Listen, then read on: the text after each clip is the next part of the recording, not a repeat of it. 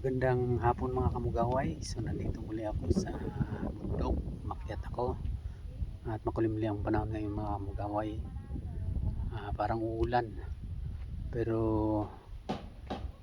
nandito napapansin ko na maraming mga sasakyan ang mga nakaparada dito mga kamugaway. Yan.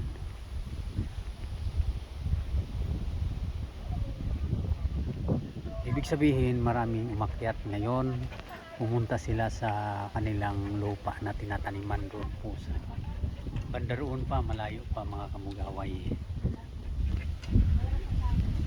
Yan, malayo pa.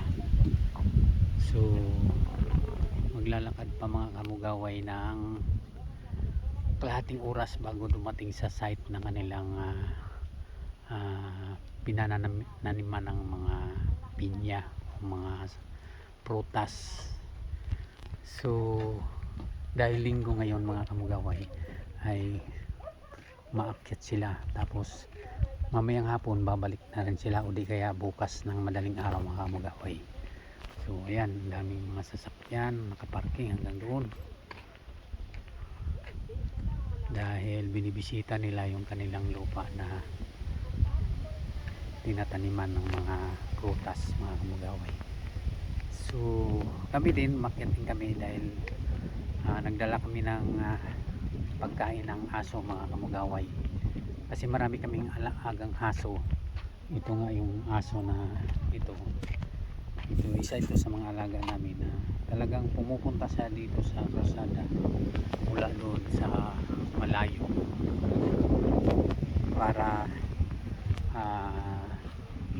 salubungin kami. So alam niya na pupunta kami ngayon kaya nandito siya. Ayan o. At tuwa siya nung kami dumating mga kamugaway. Meron po kaming dalang mga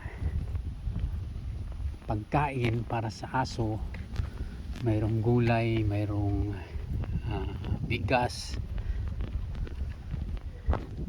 na aming dala mga kamugaway. So nandito sa loob di aking bubuksan kasi hinintay ko mga kamugaway yung aking kasama para hakutin pa itong mga kamugaway. Yan. So mayroong bigas, mayroong gulay, yan, mga repolyo, sayote, at saka dito itong ulo ng manok mga kamugaway. Ihalo ko sa kanilang pagkain at saka yan bigas. So yan ang aming dala. Dahil malayo mga kamugaway ay kailangan ikarga namin to sa kabayo. So kinukuha muna yung kabayo nandun pa sa loob para hakutin tong mga kargada mga kamugaway. So hinihintay ko yung aking kasama na si Brother Jimmy mga kamugaway. So thank you for watching.